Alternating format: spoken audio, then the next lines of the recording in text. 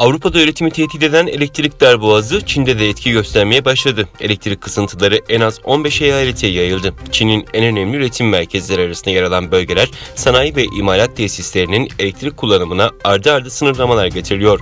Jiangsu, Zhejiang ve Guangdong gibi ihracat üslerinde yoğunlaşan kısıntıların yurt dışı siparişlerin teslimatını geciktirmesi ve üretici fiyatları enflasyonuna ivme kazandırmasından endişe ediliyor.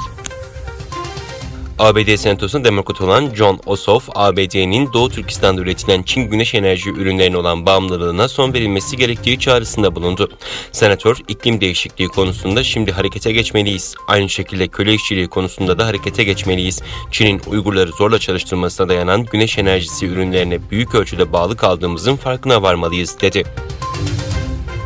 Litvanya Savunma Bakanı, Çin'in Xiaomi marka akıllı cep telefonlarının gizli potansiyel algılama yeteneğine sahip olduğunun keşfedilmesinin ardından Savunma Bakanlığı'nın devlet kurumlarının güvenilmez ekipman satın almasını yasaklayan bir yasa tasarısı geliştirdiğini belirtti.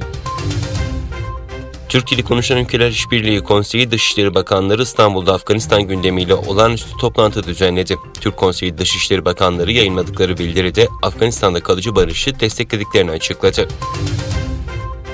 Pfizer ve BioNTech tarafından geliştirilen COVID-19 aşısının ilk dozunu Aralık, ikinci dozunu ise Ocak ayında olan ABD Başkanı Joe Biden, dün Beyaz Saray'da kameraların karşısında destek dozu olarak nitelendirilen 3. dozu yaptırdı.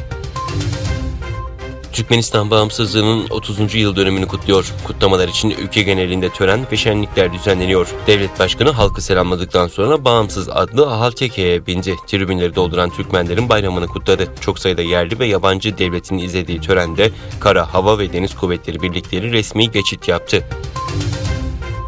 Kosova ile Sırbistan arasında yaşanan plaka gerginliği tırmanıyor. NATO'dan yapılan itidal çağrılarına rağmen sınıra askeri takviye yapan Sırbistan, NATO'nun tepki göstermesi için 24 saat süre verdi. Kosova'nın geçen hafta Sırbistan plakalı araçlara sınır geçişlerinde getirdiği yasak gerginliğe neden olmuştu.